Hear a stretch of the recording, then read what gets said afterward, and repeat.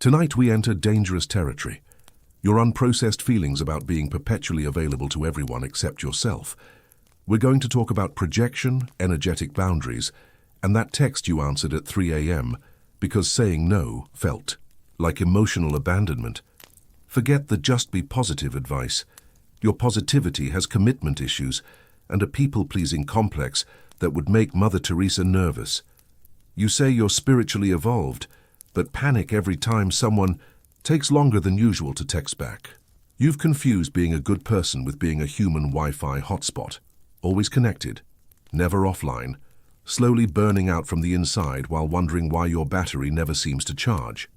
So, before you get comfortable, take a moment to like the video and subscribe, but only if you genuinely enjoy what I do here. And let me know in the comments where you're tuning in from and what time it is for you.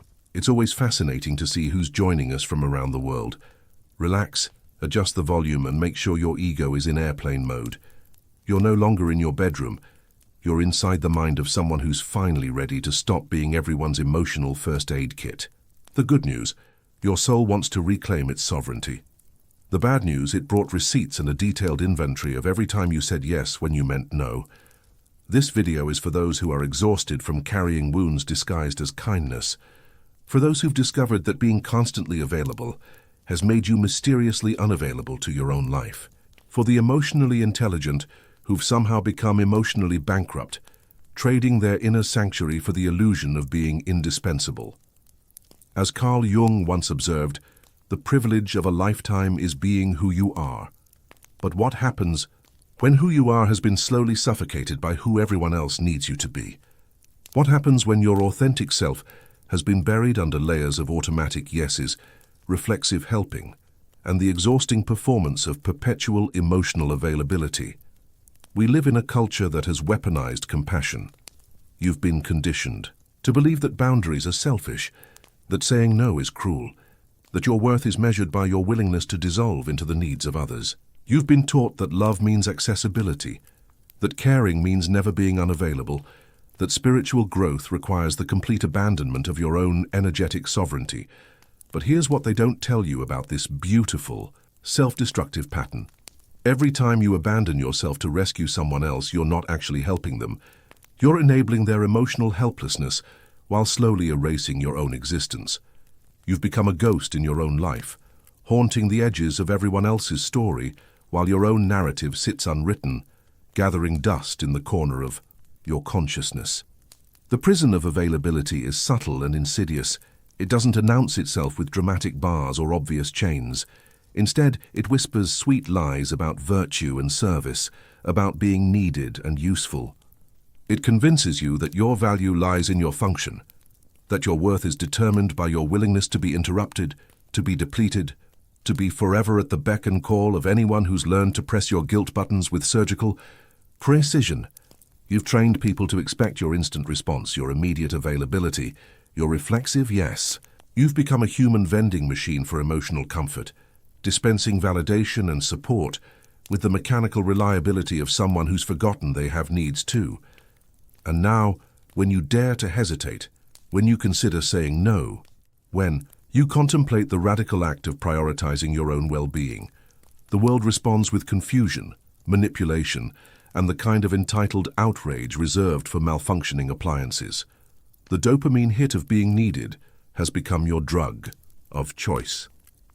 Each time someone reaches out, each time you're called upon to solve, soothe, or support, your brain releases a small flood of feel-good chemicals that temporarily mask the growing emptiness inside.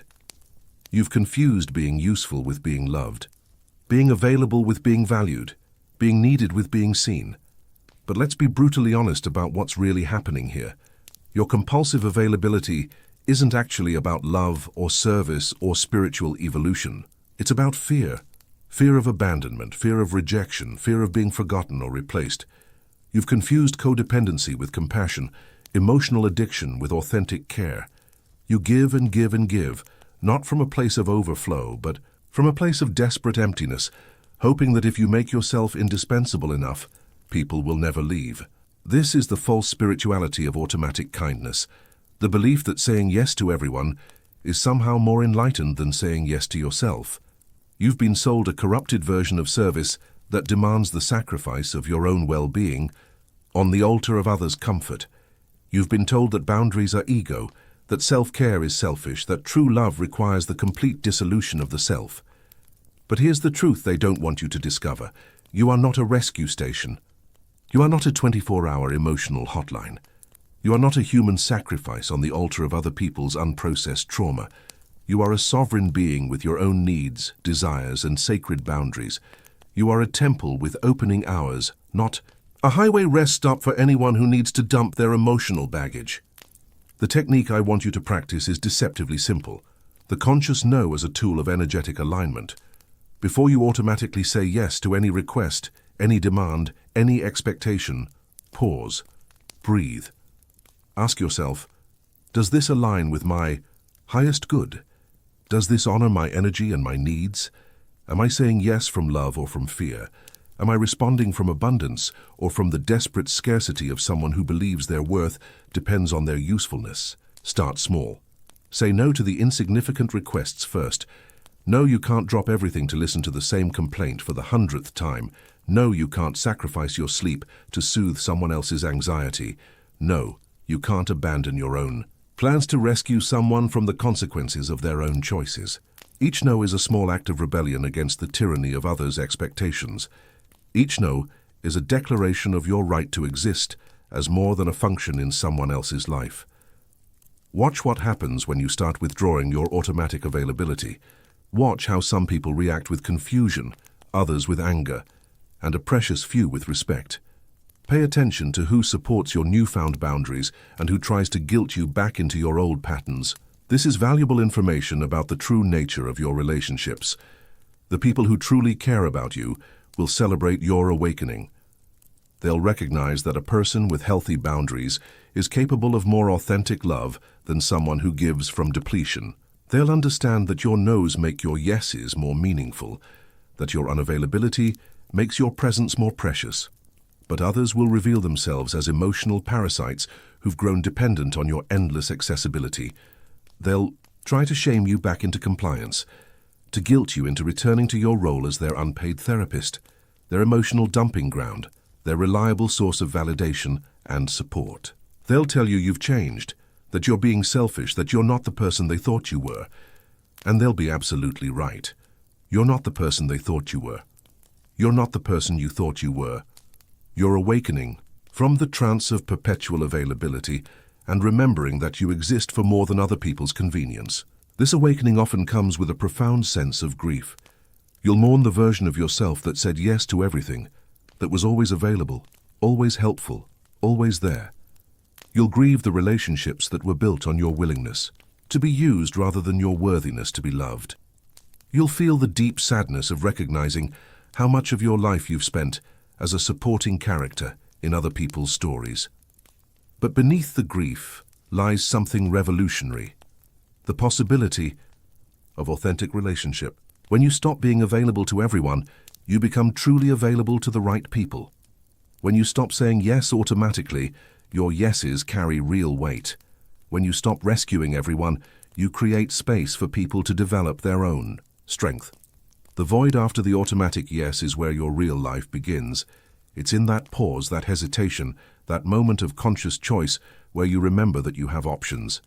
You don't have to answer every call, respond to every text, solve every problem, soothe every anxiety. You can choose, and that choice is where your power lives. The syndrome of the spiritual people-pleaser is epidemic in our current culture. We've been taught that spiritual evolution means becoming infinitely available, endlessly giving, perpetually selfless. We've confused martyrdom with service, depletion with devotion, self-abandonment with spiritual advancement. But true spirituality includes the radical act of honoring your own needs. It includes the recognition that you can't pour from an empty cup, that you can't give what you don't have, that you can't love others authentically if you're constantly abandoning yourself. True spirituality recognizes that boundaries are not barriers to love. They're the containers that make authentic love possible. The frequency of the automatic yes is a low vibration pattern that attracts relationships built on scarcity, neediness, and exploitation. When you vibrate at the frequency of endless availability, you attract people who are looking for someone to use, not someone to love. You draw in the emotionally immature, the perpetually needy, the energy vampires who've learned to feed on the guilt and compliance of others. But when you shift to the frequency of conscious choice, when you vibrate at the level of someone who knows their worth, something magical happens. You begin to attract people who are capable of reciprocal relationship. You draw in those who want to contribute to your life, not just extract from it. You create space for authentic connection based on mutual respect rather than one-sided service. The exercise I want you to practice is the rewriting of your energetic identity. Every morning, before you check your phone, before you make yourself available to the world's demands, take 5 minutes to reconnect with your own needs and desires. Ask yourself, what do I need today? What would serve my highest good? How can I honor my energy while still showing up for the people and responsibilities that truly matter? Create a list of your non-negotiables, the things you will not sacrifice for the sake of others' comfort. This might include your sleep, your creative time, your exercise routine, your quiet moments of reflection. These are not selfish indulgences. They're the foundation of your well-being, the source from which all your authentic service flows. Practice saying no without explanation, without justification, without the exhausting performance of proving that your needs are valid. No is a complete sentence. I'm not available requires no elaboration. That doesn't work for me needs no defense. You don't owe anyone access to your time, energy, or attention simply because they want it. The metaphor I want you to carry is this: the altar of your soul has been occupied by requests that were never yours to fulfill. You've allowed other people's urgencies to become your priorities, other people's emotions to become your responsibility, other people's problems to become your purpose. It's time to clear the altar. It's time to remove the offerings that were never meant for you and create space for what actually belongs on the sacred ground of your inner life. When you disappear from the lives of those who've grown accustomed to your constant availability, something remarkable happens. Their true faces appear, the masks fall away, and you see who was genuinely grateful for your presence versus who was simply entitled to your service. You discover who was investing in relationship with you versus who was simply withdrawing from the bank of your endless generosity. Your absence activates the shadow in others more effectively than 1,000 conversations ever could. When you're no longer there to solve their problems, they're forced to develop their own solutions. When you're no longer there to absorb their emotions, they have to learn to regulate themselves. When you're no longer there to enable their dysfunction, they have to face the reality of their own choices. This is why your withdrawal often triggers such intense reactions. You're not just setting boundaries, you're disrupting entire systems of dysfunction that have grown dependent on your participation. You're refusing to play roles you never auditioned for in dramas you never signed up for. You're stepping out of scripts written by other people's fears, needs, and unhealed wounds. The energetic field of expectation that surrounds chronically available people is dense and suffocating. Everyone expects you to say yes, to be there, to drop everything for their needs. You've been programmed never to withdraw, never to prioritize yourself, never to claim the basic human right to be unavailable sometimes. But withdrawal is not escape, it's return. It's the return to your own center, your own axis, your own magnetic field. It's the recognition that you can't serve anyone authentically from a place of depletion, that you can't love anyone genuinely from a place of resentment, that you can't help anyone effectively from a place of energetic bankruptcy. The ritual of conscious withdrawal has 3 steps. First, recognize when you're operating from obligation rather than inspiration. Feel the difference in your body between a yes that comes from love and a yes that comes from fear. The fear-based yes feels heavy, constricted, reluctant. The love-based yes feels expansive, energizing, aligned. Second, create space between stimulus and response. When someone makes a request of your time or energy, resist the urge to answer immediately. Give yourself permission to think, to feel, to consult with your inner wisdom before committing. This pause is sacred space where your authentic choice can emerge. Third, practice the art of graceful unavailability. You don't have to be cruel or cold to maintain your boundaries. You can be kind while still being clear. You can be loving while still being firm. You can honor others' humanity while still honoring your own needs. The metaphor that captures this perfectly is the sun. Even the sun sets every day, withdrawing its light and warmth to renew itself for tomorrow. The sun doesn't apologize for setting. It doesn't feel guilty for being unavailable during the night hours. It understands that its withdrawal is not abandonment, it's preparation for a more powerful return. You are allowed to set. You are allowed to withdraw your light temporarily to prevent burning out permanently. You are allowed to be unavailable so that when you are available, your presence carries real power and meaning. The frequency of the unexpected emerges when you stop being predictably available, when people can no longer count on your automatic. Yes, when they can no longer take your presence for granted, when they realize you have choices and you're choosing to exercise them, everything changes. This shift often feels like betrayal to those who knew the old you. The you who was always there, always willing, always accommodating. They'll accuse you of changing, of becoming selfish, of losing your kindness. But what's really happening is that you're evolving beyond the limited role they assigned you. You're expanding past the box they built around your identity. The people who resist your evolution are usually those who benefited most from your old patterns. They liked you better when you were smaller, more manageable, more available for their use. Your growth threatens their comfort. Your boundaries challenge their entitlement. Your newfound self-respect disrupts their carefully constructed systems of extraction. But your evolution is not betrayal. It's biology. It's the natural movement of consciousness toward greater wholeness, integrity, and authentic expression. You're not meant to remain static for the comfort of others. You're meant to grow, to change, to become more fully yourself with each passing day. The neurospiritual mechanism behind this transformation is fascinating. When you change your behavioral patterns, you literally rewire your brain. New neural pathways form around self-respect, boundary setting, and conscious choice. The old pathways of automatic compliance begin to weaken from disuse. Your nervous system learns to find safety in sovereignty rather than submission. This rewiring affects not just your internal experience, but your entire energetic field. You begin to vibrate at a different frequency. The frequency of someone who knows their worth, who honors their needs, who refuses to betray themselves for the approval of others. This new vibration is often uncomfortable for those who were attuned to your old frequency. The technique for maintaining energetic coherence during this transition is what I call the emotional coherence shield. When others try to guilt you back into your old patterns, when they express anger or disappointment at your newfound boundaries, when they attempt to manipulate you through emotional blackmail, you practice non-reactivity.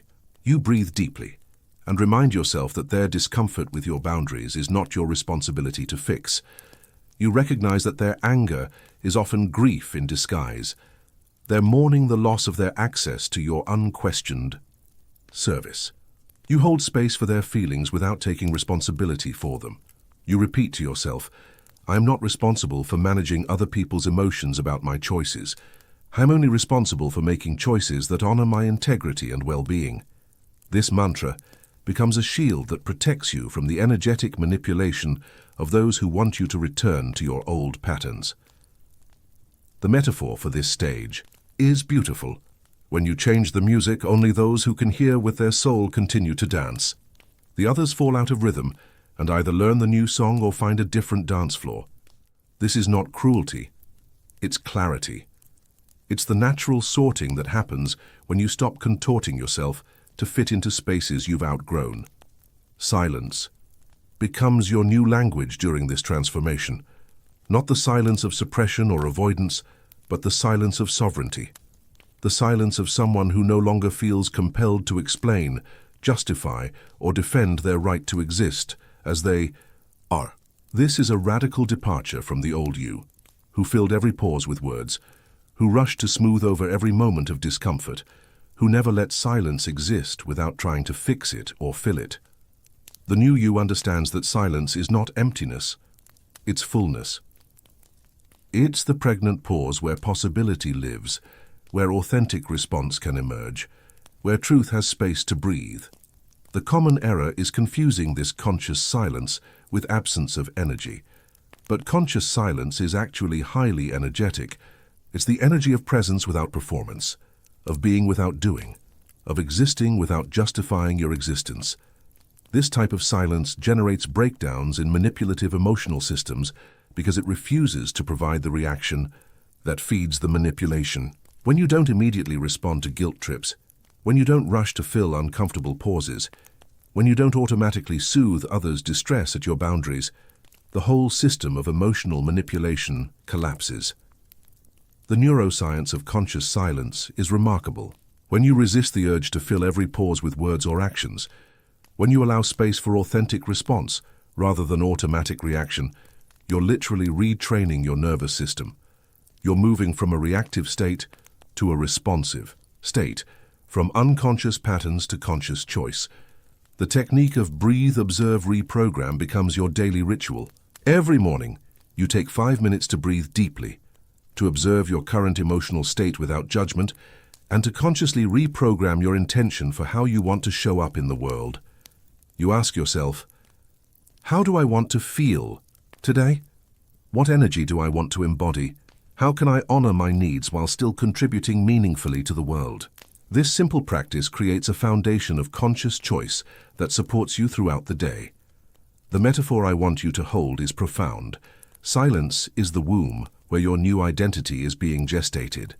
Just as physical birth requires a period of hidden development, your psychological and spiritual rebirth requires this time of quiet cultivation. You're not withdrawing from life. You're incubating a more authentic version of yourself. The realization that being constantly accessible has made you energetically unavailable to your own life is often shocking. You've been so busy responding to everyone else's needs that you've forgotten what your own needs even are. You've been so focused on being useful that you've lost touch with what would actually serve your soul. This is the hidden pain of the perpetually available person, energetic depletion disguised as service. You've been running on empty for so long that you've forgotten what it feels like to be full. You've been giving from deficit while pretending it's abundance, serving from resentment while calling it love.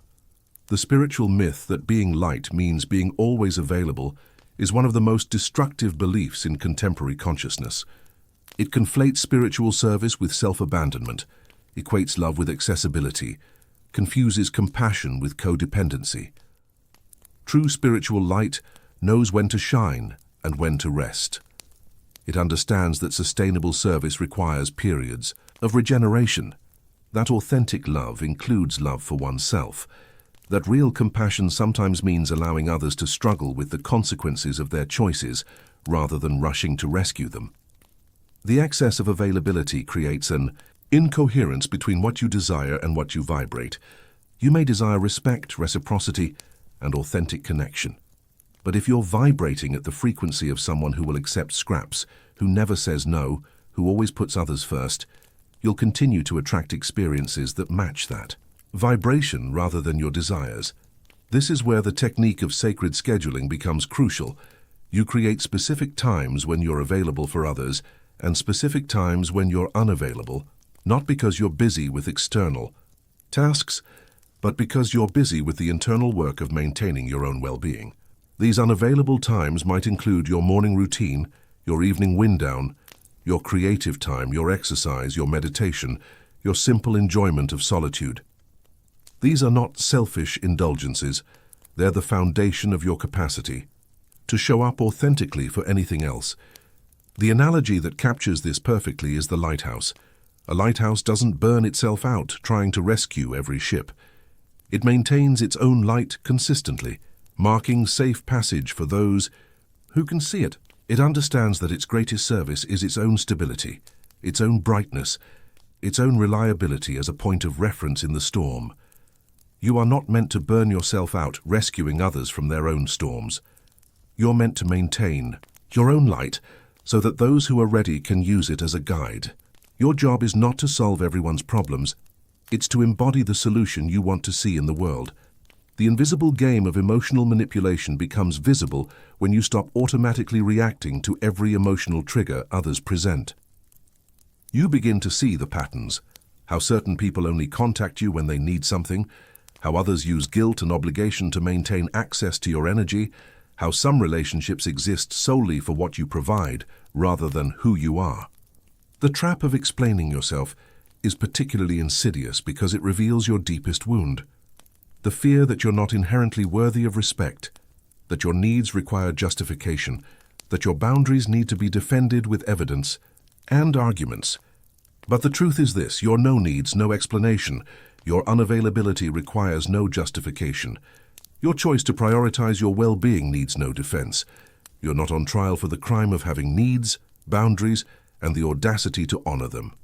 The dopamine of reactivity has become an addiction for many people.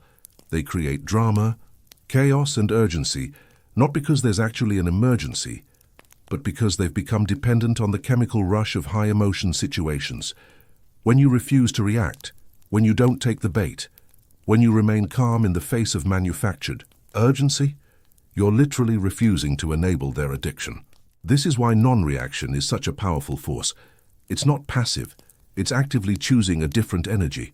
It's refusing to participate in the drama, to feed the chaos, to validate the false urgency that others use to bypass your boundaries. The technique of micro-withdrawal becomes essential during this phase. When someone is trying to pull you into their drama, you take a step back, physically, emotionally, energetically.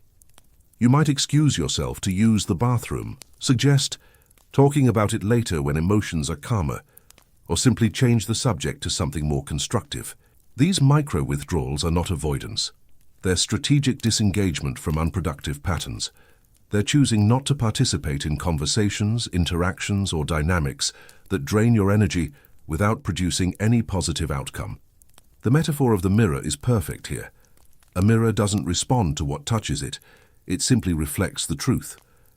When you stop reacting to others' drama, when you stop taking responsibility for their emotions, when you stop trying to manage their experience of you, you become like a mirror, clear, still, and truthful.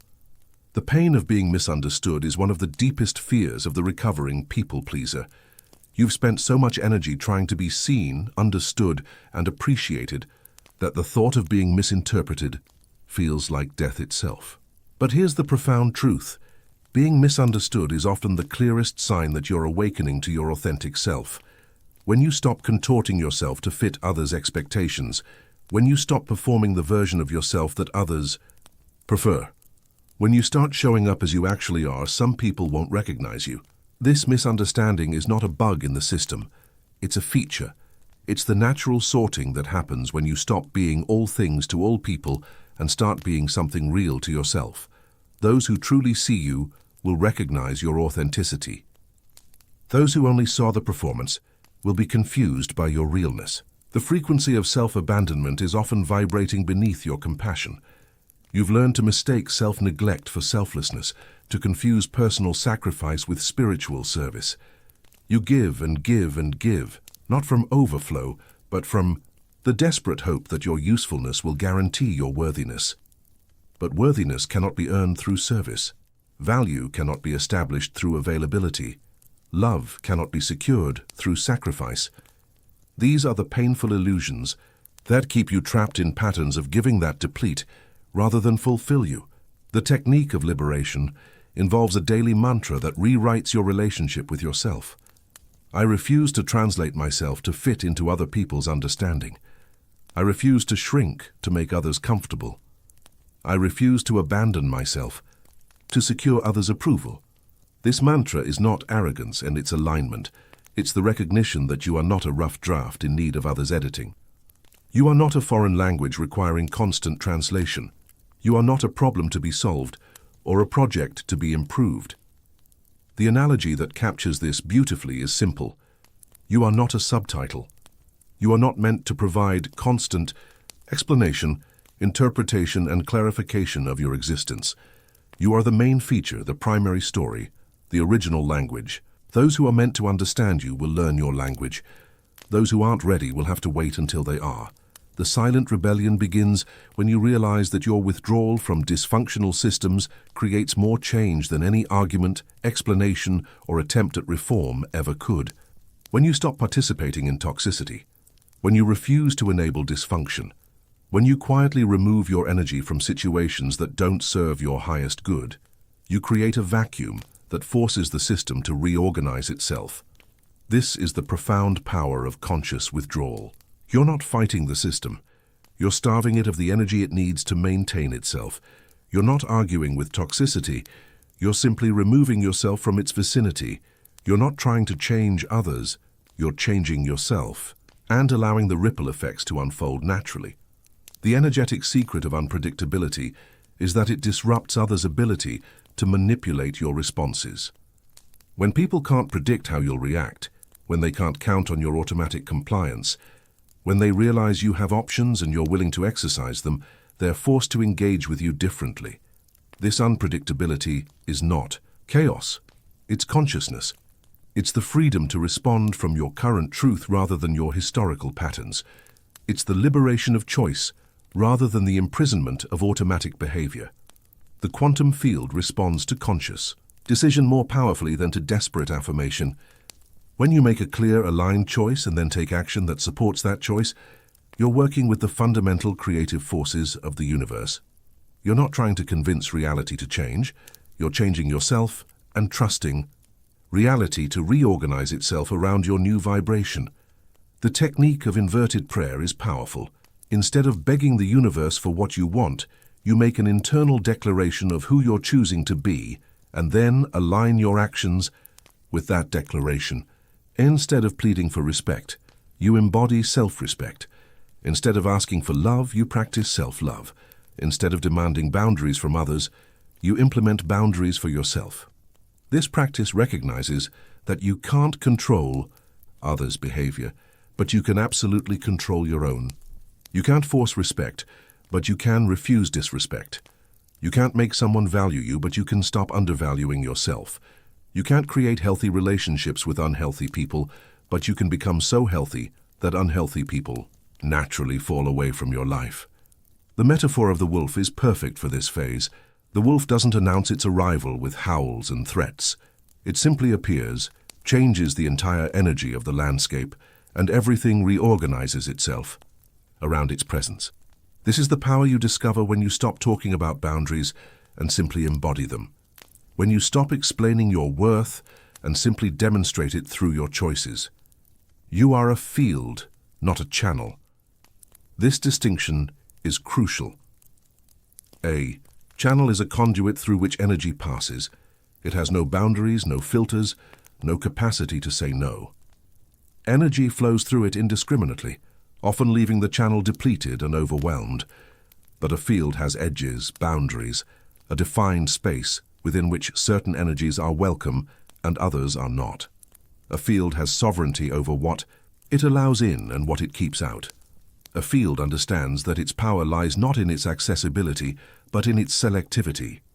The invisible pain of the human channel is the exhaustion that comes from giving without boundaries, from saying yes without discernment, from being available without limits. You've confused spiritual openness with energetic porousness, equated love with the absence of filters, mistaken service with the sacrifice of your own well-being. The neurospirituality of energetic dispersion reveals how your vital force can be scattered across hundreds of commitments, relationships, and obligations that don't actually serve your highest purpose. You become like a river that's been diverted into so many tributaries that the main channel runs dry. But when you begin to understand yourself as a field rather than a channel, everything changes. You recognize that you have the right and responsibility to choose what energies you allow into your space. You understand that boundaries are not walls that keep love out. They're containers that allow love to flourish. The paradigm shift from channeling to fielding involves recognizing that you don't have to take on others' emotions to prove you care about them. You don't have to absorb their anxiety to show you understand them. You don't have to carry their pain to demonstrate your compassion. True empathy doesn't require the dissolution of your boundaries. True compassion doesn't demand the sacrifice of your well-being. True service doesn't necessitate the abandonment of your own needs. The technique of energetic return mapping involves identifying all the places where your energy is currently invested and asking yourself, Is this investment generating a return that serves my highest good? This might include relationships that are purely extractive, commitments that no longer align with your values, or habits that drain your vitality without providing meaningful satisfaction. You create a map of your energetic investments and begin the process of divesting from those that are depleting you while increasing your investment in those that are nourishing you. This is not selfishness. It's stewardship. It's taking responsibility for the precious resource of your life, force. The process of energy reclamation often involves grieving the parts of yourself you've given away in the name of love, service, or spiritual growth. You'll mourn the time spent solving other people's problems while ignoring your own. You'll feel sadness for the years spent being available to everyone except yourself. You'll grieve the relationships built on your willingness to be used rather than your worthiness to be loved. But this grief is holy. It's the sadness that comes with awakening from a beautiful dream that was slowly killing you. It's the tears that water the ground where your authentic life will grow. It's the rain that washes away the false self so that your true self can finally emerge. The metaphor that completes this transformation is profound. You are not a wire that's been stripped of its protective coating, sparking and short-circuiting every time you come into contact with others' energy. You are a frequency that requires proper grounding, appropriate insulation, and conscious transmission. You learn to insulate yourself with boundaries that protect your energy while still allowing authentic connection. You ground yourself in practices that restore your vitality and reconnect you with your purpose. You transmit your gifts consciously, choosing when, how, and to whom you offer your unique contributions to the world. This is the silent rebellion, the quiet revolution of choosing yourself without apologizing, of honoring your needs without justification, of creating boundaries without explanation. It's the radical act of existing for your own sake, not just for what you can provide to others. It's the recognition that your absence can be more powerful than your presence, that your no can be more transformative than your yes, that your withdrawal can create more positive change than your endless availability ever could. It's the understanding that you are not here to be consumed by others' needs, but to contribute your unique gifts from a place of fullness rather than depletion. You're not here to solve everyone's problems, but to embody the solution you want to see in the world. The journey from channel to field, from automatic availability to conscious choice, from endless giving to sustainable service, is one of the most profound transformations a human being can undergo. It's the death of the false self that lived for others' approval and the birth of the authentic self that lives for its own integrity. As you complete this transformation, you discover that true service flows naturally from self-respect. Authentic love emerges organically from self-love. Genuine connection happens spontaneously when you're connected to yourself. You realize that you were never meant to be everyone's everything. You were meant to be someone's something, including your own. You were meant to show up fully for the right people, the right purposes, the right moments, rather than showing up partially. For everyone and everything, the silent rebellion reaches its completion when you no longer need anyone's permission to exist as you are, when you no longer require external validation to know your worth, when you no longer seek others' approval to make choices that honor your well-being. You become a sovereign being in a world of subjects, a conscious chooser in a world of unconscious reactors, a field of intentional energy in a world of scattered forces.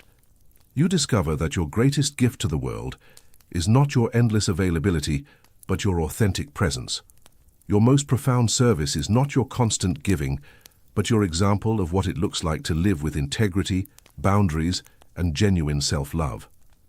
The final phase of this transformation involves what I call the sacred reckoning, the moment when you look at your life and honestly assess how much of it you've been living for others versus how much you've been living for yourself. This reckoning can be devastating because it reveals the extent to which you've been absent from your own existence. You might discover that you don't actually know what you like because you've spent so long focusing on what others need. You might realize that you don't have hobbies because all your free time has been consumed by other people's problems. You might find that you don't even know what brings you joy because you've been so busy being the source of joy for everyone else. This is the wilderness phase of your awakening, the period where you feel lost, because the old landmarks of your identity, being helpful, being needed, being available, no longer define you, but you haven't yet discovered who you are without these roles. It's uncomfortable and disorienting, but it's also sacred space where your authentic self can finally emerge. During this phase, you practice what I call radical self-investigation. You begin asking yourself questions you've never asked. What do I actually want? What brings me alive? What would I do if I didn't have to consider anyone else's needs or opinions? What dreams have I abandoned because I was too busy managing everyone else's reality?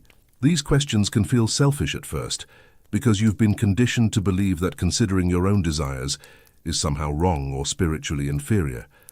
But self-knowledge is not selfishness. It's the foundation of authentic service. You can't give what you don't have, and you can't know what you have to give if you don't know who you are. The technique that supports this investigation is what I call the daily practice of conscious selfishness. Every day you do at least one thing that serves no one but yourself. This might be taking a bath, reading a book, going for a walk alone, or simply sitting in silence without trying to accomplish anything. These moments of conscious selfishness are revolutionary because they assert your right to exist for your own sake. They declare that your well-being matters, that your joy has value, that your peace is worth protecting. They're small acts of rebellion against the tyranny of constant service. As you reclaim your energy and attention, you'll notice that your capacity for authentic service actually increases. When you're no longer giving from depletion, when you're no longer resentful about your constant availability, when you're no longer exhausted from taking care of everyone but yourself, you have so much more to offer. But now, your service comes from choice rather than compulsion. Your help comes from love rather than obligation. Your presence comes from fullness rather than the desperate need to be needed. This is the paradox. By becoming less available, you become more present. By helping fewer people, you help them more effectively. By saying no more often, your yeses carry more power. The people who remain in your life after this transformation are the gold. Those who valued you as a person, not just as a function. They're the ones who celebrate your boundaries rather than resent them, who support your growth rather than try to keep you small, who love you for who you are rather than what you do for them. These relationships become deeper, more authentic, more nourishing because they're built on genuine connection rather than codependent need. You discover what it means to be loved for yourself rather than for your usefulness, to be valued for your being rather than your doing. The energetic shift that happens when you reclaim your sovereignty is palpable. You literally vibrate differently. You carry yourself differently. You speak differently. There's a groundedness to your presence that wasn't there before. A quiet confidence that comes from knowing your worth doesn't depend on others' approval. This new vibration attracts different experiences into your life. Opportunities that honor your value. Relationships that are reciprocal. Situations that support your growth rather than exploit your willingness to sacrifice yourself for others. But perhaps most importantly, you attract a new relationship with yourself. You become someone you actually want to spend time with. You develop genuine self-respect that isn't dependent on external validation. You create an internal sanctuary that no one can disturb because it's protected by boundaries you're finally willing to enforce. The transformation deepens as you begin to understand the profound difference between being liked and being respected. For years, you've optimized for being liked, saying yes to everything, avoiding conflict, keeping everyone comfortable. But being liked often comes at the expense of being respected, both by others and by yourself. Respect requires boundaries. It demands that you stand for something, that you're willing to disappoint people when necessary, that you value your own needs enough to prioritize them sometimes. Respect is what happens when people realize they can't take you for granted, when they understand that your yes is a gift rather than a given. The shift from seeking approval to commanding respect is terrifying at first because it feels like you're risking everything. What if people don't like the real you? What if your boundaries push people away? What if standing up for yourself means standing alone? These fears are valid, but based on a fundamental misunderstanding of human nature. People don't actually respect doormats, even when they benefit from them. Deep down, Everyone knows that someone who has no boundaries, who never says no, who always puts others first, is operating from fear rather than love. When you begin to honor yourself, when you start setting boundaries, when you refuse to be taken for granted, something remarkable happens. The quality of people in your life improves dramatically. The users and takers fall away, but those who remain become more invested in genuine relationship with you. This is because healthy people are attracted to other healthy people. When you demonstrate self-respect, you signal that you're someone worth respecting. When you show that you value yourself, you attract others who also value you. When you refuse to accept crumbs, you create space for the feast you actually deserve. The technique I want you to master is what I call the pause of power. Whenever someone makes a request of your time, energy, or attention, instead of immediately responding, you pause. You take a breath. You check in with yourself. You ask, does this feel aligned? Am I saying yes from love or from fear? Will this nourish me or deplete me? This pause might last 5 seconds or 5 days, depending on the magnitude of the request. The point is to break the automatic pattern of reflexive compliance and insert a moment of conscious choice. In that pause, your authentic preference can emerge, unclouded by guilt, obligation, or the desperate need to please. Most people who are accustomed to your automatic yes will be uncomfortable with this pause. They might pressure you for an immediate answer, try to guilt you into compliance, or express frustration at your newfound thoughtfulness. This discomfort is information. It tells you who was benefiting from your unconscious availability and who is struggling to adapt to your conscious choice. The metaphor that perfectly captures this phase is the butterfly emerging from its cocoon. The caterpillar had to completely dissolve before it could transform into something entirely new. During the chrysalis phase, there's a period where the creature is neither caterpillar nor butterfly. It's pure potential, suspended between identities. You're in your chrysalis phase now. The old identity of the perpetually available person is dissolving, but your new identity as a sovereign being is still forming. This liminal space can feel uncomfortable, even frightening, but it's also pregnant with possibility. During this transformation, you might experience what I call the authenticity hangover, the exhaustion that comes from finally being real after years of performance. It takes enormous energy to maintain a false persona, but you don't realize how much until you stop. When you finally allow yourself to be authentic, you might feel tired in a way that sleep can't fix. This is normal and temporary. Your nervous system is recalibrating. Your energy is redistributing. Your authentic self is stretching muscles that have been dormant for years. Be patient with yourself during this phase. Rest when you need to. Feel what you need to feel. Trust that you're becoming who you were always meant to be. The practice of energetic archaeology becomes essential. During this period, you begin excavating the parts of yourself that were buried under years of people-pleasing. You rediscover interests you abandoned, dreams you deferred, aspects of your personality you suppressed because they weren't convenient for others. This archaeological work might involve remembering what you loved as a child before you learned to prioritize others' preferences.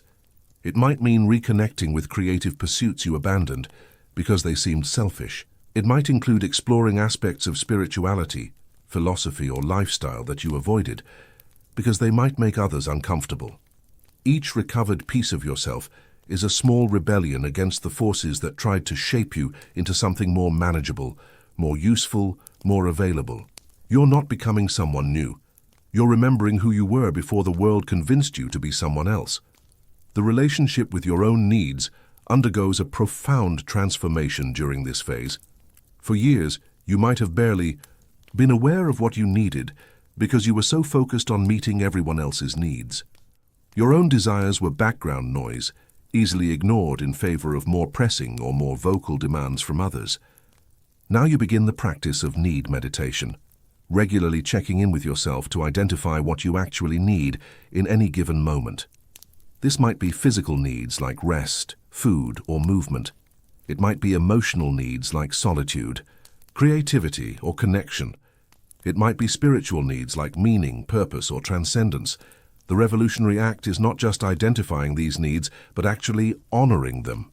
This means saying no to invitations when you need solitude. It means taking breaks when you need rest, even if others expect you to keep going.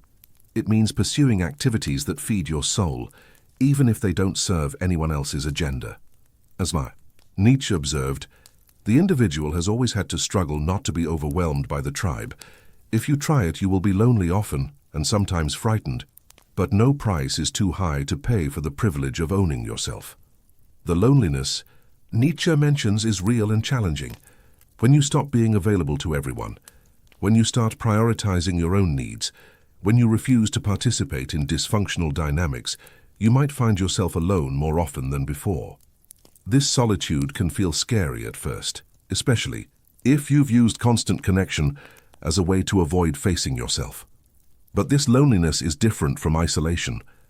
Isolation is being alone and feeling disconnected from yourself and others. Loneliness in this context is being alone and feeling deeply connected to yourself, perhaps for the first time in years. It's the sacred solitude where your authentic self can finally breathe and expand. This solitude becomes a laboratory for self-discovery. Without the constant input and demands from others, you can hear your own thoughts, feel your own emotions, sense your own desires.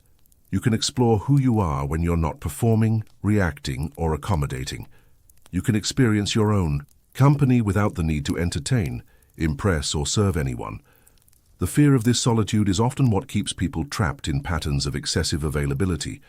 They'd rather be depleted by others than face the unknown territory of their own inner landscape.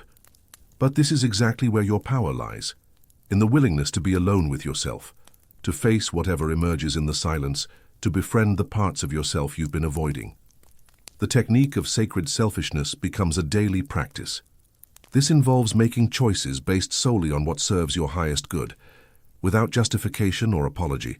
It might mean choosing the restaurant you prefer, the movie you want to see, the vacation destination that calls to you. It might mean ending conversations that drain you, leaving parties when you're ready, or declining invitations that don't align with your energy. Sacred selfishness is not narcissism or cruelty. It's the recognition that you have needs, preferences, and desires that are valid and worthy of consideration. It's the understanding that you can't authentically serve others if you're constantly abandoning yourself. It's the wisdom that self-care is not selfish, it's essential. The practice begins with small choices and gradually expands to larger ones. You start by choosing your own coffee order instead of deferring to others' preferences. You progress to taking the scenic route home because it brings you joy, even if it takes longer. Eventually, you're making major life decisions based on your own truth rather than others' expectations. Each act of sacred selfishness strengthens your connection to your authentic self. It builds the muscle of self-trust, the confidence that your needs matter, the knowledge that you're worthy of consideration, especially from yourself. The relationship with guilt undergoes a dramatic transformation during this phase. Guilt has likely been your constant companion, the voice that questioned every boundary, criticized every moment of self-care, and punished every choice that prioritized your needs over others. You've been conditioned to feel guilty for taking up space, for having needs, for existing as anything more than a service provider for others.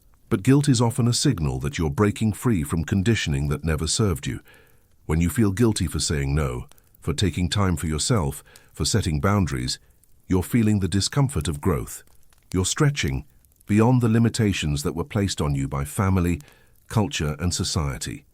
The technique of guilt inquiry involves examining your guilt with curiosity rather than judgment. When guilt arises, you ask, what exactly am I feeling guilty about? Whose voice is telling me I should feel bad about this choice? Is this guilt based on genuine wrongdoing, or is it the protest of old programming that no longer serves me?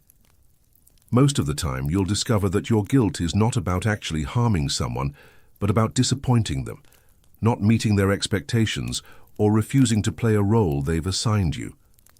This type of guilt is not a moral compass. It's a chains you can choose to break. The practice of guilt alchemy involves transforming this uncomfortable emotion into fuel for your liberation. Instead of seeing guilt as evidence that you're doing something wrong, You begin to see it as evidence that you're doing something different. And different is exactly what's needed to break free from patterns that have kept you small. You learn to say, I notice I'm feeling guilty about this choice, which tells me it's probably exactly the choice I need to make for my growth. The guilt becomes a signal that you're moving in the right direction, even when it feels uncomfortable. The process of relationship archaeology begins as you examine your connections with others through the lens of your new understanding. You start to see which relationships were built on mutual respect and genuine affection versus which ones were built on your willingness to be used, your availability for others' emotional dumping, your function as a problem solver or caretaker. This examination can be painful because it reveals how many of your relationships were transactional rather than relational. You realize that some people in your life have never actually asked about your well-being, your dreams, your struggles. They've only contacted you when they needed something, only paid attention when you were useful, only valued you for what you could provide. But this painful clarity is also liberating. It frees you from the obligation to maintain relationships that were never actually relationships at all. It gives you permission to invest your energy in connections that are reciprocal, nourishing, and based on genuine care rather than need. The people who resist your transformation will often reveal themselves through their reactions to your new boundaries. They might accuse you of becoming selfish, cold, or different in ways that feel like accusations. They might try to guilt you back into your old patterns by reminding you of how you used to be, or by expressing disappointment in your changes. These reactions are actually gifts because they show you who was invested in keeping you small versus who genuinely wants to see you thrive. The people who celebrate your growth, who respect your boundaries, who adapt to your new way of being, these are your people. The ones who resist, who pressure you to return to old patterns, who make you feel guilty for changing, these relationships may need to be reconsidered. The technique of relationship triage becomes essential during this phase. Just as medical, triage involves determining which patients need immediate attention versus which can wait. Relationship triage involves assessing which connections deserve your immediate energy and investment versus which can be deprioritized or even released. You create 3 categories: nourishing, relationships that feed your soul and support your growth; neutral, relationships that are neither particularly draining nor particularly nourishing; and draining, relationships that consistently take more than they give and resist your authentic self. Your energy goes primarily to the nourishing relationships. The neutral relationships receive appropriate but not excessive attention. The draining relationships get minimal energy while you determine whether they can be transformed or need to be released entirely. This is not about being cruel or cutting people off without communication. It's about being strategic with your energy and investing it where it has the best chance of creating mutual benefit and genuine connection. The practice of energetic budgeting becomes a daily discipline. Just as you wouldn't spend money without considering your financial budget, you learn not to spend energy without considering your energetic budget. You have a finite amount of life force each day, and how you allocate it determines the quality of your experience and the sustainability of your well-being. You begin each day by asking, how much energy do I have today? What are my non-negotiable commitments? What's left over for optional activities? How can I ensure I reserve some energy for my own needs and desires? This budgeting includes time for rest, for activities that bring you joy, for solitude, for creativity, for whatever feeds your soul. Care means saying no to energy expenditures that don't align with your values or contribute to your well-being. It means treating your energy as the precious resource it is, rather than as an unlimited commodity available to anyone who asks. The concept of energetic return on investment becomes a filter for decisions. Before committing to any activity, relationship, or obligation, you ask, what is this likely to give back to me? Will I feel energized or depleted? Will this contribute to my growth or drain my resources? Is this aligned with my values and priorities? This doesn't mean you become selfish or transactional in your relationships. It means you become discerning about where you invest your life force. You recognize that saying yes to everything means saying no to your own growth, well-being, and authentic desires. The transformation reaches a critical phase when you realize that your old identity as the constantly available person was actually a sophisticated form of control. By making yourself indispensable, by always being there, by never saying no, you are trying to control others' feelings about you, their decision to stay in your life, their perception of your worth. This realization can be humbling because it reveals that your self-sacrifice wasn't as pure as you thought. Beneath the giving, beneath the availability, beneath the constant service, was a deep fear of abandonment and a desperate attempt to ensure you would never be left alone. But true security doesn't come from making yourself indispensable. It comes from knowing you'll be okay, even if people choose to leave. Real confidence doesn't come from preventing rejection. It comes from knowing you can handle it if it happens. Authentic self-worth doesn't come from being needed. It comes from knowing you have value, independent of your usefulness to others.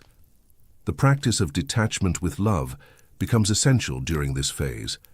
This means caring about others without feeling responsible for their happiness, their choices, or their reactions to your boundaries. It means loving people while also loving yourself enough to maintain your integrity and well-being. Detachment with love allows you to be compassionate without being codependent, caring without being controlling, available without being enslaved. It's the recognition that you can love someone and still say no to them, that you can care about their well-being without sacrificing your own, that you can be supportive without being exploited. This practice requires daily reinforcement because the old patterns of over-responsibility for others' emotions run deep. You practice saying, "I love you and I care about your happiness, but I'm not responsible for creating it. I'm willing to support you, but I won't abandon myself to rescue you. I hope you find what you're looking for, but I can't be what you need me to be if it requires me to betray who I am." The technique of energetic sovereignty involves recognizing that you are the sovereign ruler of your own energy field. Just as a country has borders and determines who can enter, and under what conditions, you have the right to establish boundaries around your energy and determine who has access to it and when. This sovereignty includes the right to change your mind, to evolve your boundaries as you grow, to withdraw energy from situations that no longer serve you. It includes the right to prioritize your own needs, to pursue your own goals, to live according to your own values rather than others' expectations. Energetic sovereignty is not about building walls or becoming cold and disconnected. It's about becoming conscious and intentional about how you share your life force. It's about moving from unconscious availability to conscious choice, from automatic giving to intentional service. The metaphor that captures this transformation perfectly is the tree. A healthy tree has strong roots that go deep into the earth, drawing nourishment from the soil. It has a sturdy trunk that stands upright despite wind and weather. It has branches that reach toward the light, and leaves that photosynthesize sunlight into energy. But a tree also knows when to drop its leaves, when to conserve energy, when to rest. It doesn't feel guilty for going dormant in winter. It doesn't apologize for prioritizing its root system over producing fruit. It trusts the natural cycles of growth and rest, giving and receiving, expansion and contraction. You are learning to be like this tree, deeply rooted in your own values and needs, standing strong in your integrity, reaching for growth and light, but also wise enough to know when to conserve energy, when to say no, when to prioritize your own nourishment over others' demands. The practice of seasonal living involves recognizing that just as nature has seasons, your energy and availability naturally ebb and flow. There are times when you're in spring mode, open, generous, expansive, ready to give. There are times when you're in summer mode, fully bloomed, sharing your gifts abundantly at peak availability. But there are also autumn times when you need to draw your energy inward to harvest what you've learned, to prepare for a period of rest. And there are winter times when you need to be dormant, unavailable, focused entirely on your own restoration and renewal. Honoring these natural cycles means saying no during your winter times without feeling guilty. It means recognizing that your spring will come again, but only if you honor your need for rest now. It means trusting that temporary unavailability serves not just you but everyone in your life, because it ensures you'll have something authentic to offer when you're ready to give again. The transformation culminates in what I call the Great Reclamation, the moment when you fully own your right to exist as you are, to need what you need, to want what you want, to choose what you choose. This is not arrogance or selfishness. It's the basic human right to be yourself without apology. The Great Reclamation involves releasing yourself from the prison of others' expectations, the bondage of constant approval seeking, the exhaustion of perpetual availability.